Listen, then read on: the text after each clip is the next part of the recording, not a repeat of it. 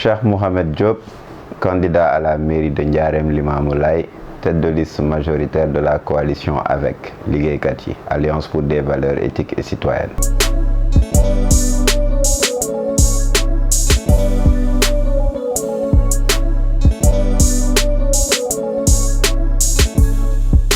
tey nag li ñu bëggoon waxtaanee ak yéen bokk na ci programme bi ñu tënk defar ko ñu ngi ko tënk ci juróomi pàcc bu njëkk di wàllum njàng bi éducation, après wér-gu-yaram santé, développement durable ak xarala ak partenariat yi ñu nar a teg ci loolu noonu nag tey nañu bëgg a waxtaan ak yéen. waaw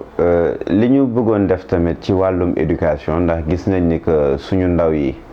am nañ xam-xam te amuñu liggéey, waaye tey dañoo bëggoon nag teg en tout cas sur pied ay structures yoo xamante ne ni day dajale xale yi di leen jox ay projets yu ndaw, ay projets communaux, projets yoo xamante ne ni dafay soxla mu ànd ak xarala ak xam-xam bu bëri ñu dajale ci xale yi di leen ko jox ndax ñoom ñuy tàggat seen bopp fii ba ëllëg incha allah suñu gënee am expérience gën a dugg ci monde du travail sans problème. donc incubateur yooyu noonu ñuy def nag day permettre tey ci xale yi ci domaine bu ñuy munti jàng ñu boole ci technologie di ci defar ay outils yu am solo yoo xamante ni day amal njëriñ commune bi.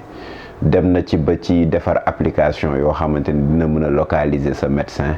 dem na ba ci application yoo xamante ni dina la mën a permettre tey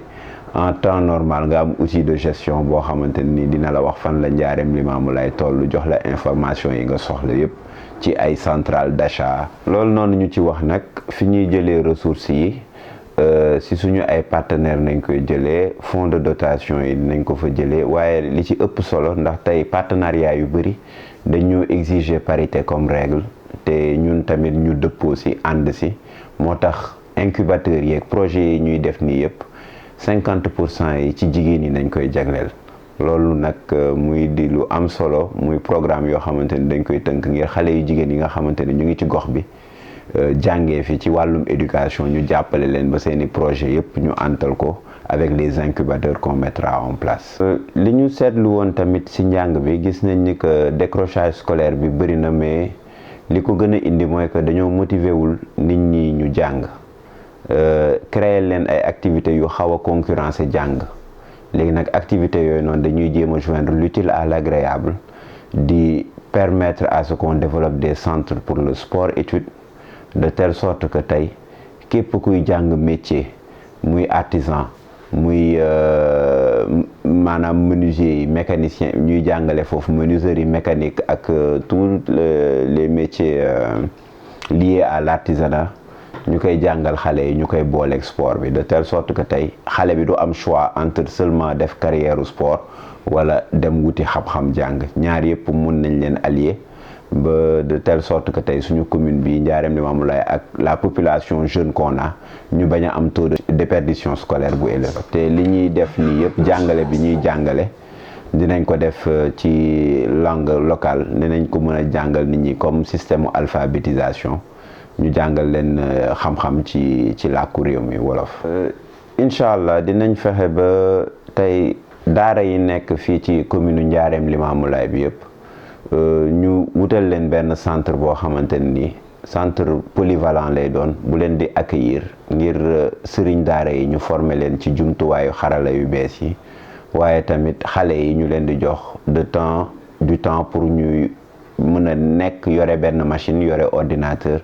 xam nan nañ koy utiliser, nan nañ koy manipuler, loo xamante ne dañ koy booleeg seen jàngu alxuraan bi.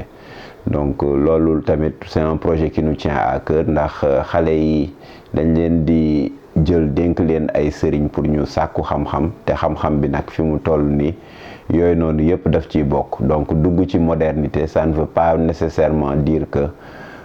dañuy xeex daara, waaye déedéet dañuy wut loo xamante ni day accompagner daara yi ak sëriñ daara yi kii ñu gën a mën a jàkkaarloog li ñuy tuddee mondialisation. te outils yooyu noonu nag dañu bëgg a mettre en place pour permettre sëriñ daara yi ñu def seen liggéey ni mu waree, waaye tamit permettre taalibe yi fay jàngee jëlee xam-xam ak xam-xam bu ànd ak jamono. bëgg nañ tamit ci wàllum éducation xale yi nga xamante ne ni ñu ngi ci koñ bi nekk ci njaareem Limaamulaay di jàng périodiquement ñu leen di wutal ay activités doon na nag ay convention yu ñuy nar a signé ak ay entreprise pour permettre leen ñuy def seen stage ak seeni insertion professionnelle ndax bëri na ay programme yoo xamante ne nii fi ñu toll nii day permettre xale yi saa ñu nekkee vacances ci période bu gàtt ñu leen di yónni ci entreprise yi ak di leen yónni ci administration ngir ñu fay jëlee xam-xam donc loolu tamit dinañ ci jàpp bu baax incha allah. tey tamit xale yi bu ñu waxee ci wàllum xiif bi ba wax ne que école tey kenn waru faa dugg di xiif waaye tamit matériel daf ci am solo moo tax tey centre culturel communal bi ñuy bëgg a créer day am bibliothèque boo xamante ni dañ koy renforcer def ci livre yi nga xamante ni méngoo naak yi xale yi di jàng ñu def ko accès bi ubbeeku de telle sorte que dinañ fa am ay activités yoo xamante ni au-delà de la lecture dina fa am ay activités culturelles yu fay am yuy permettre xale yi épanouir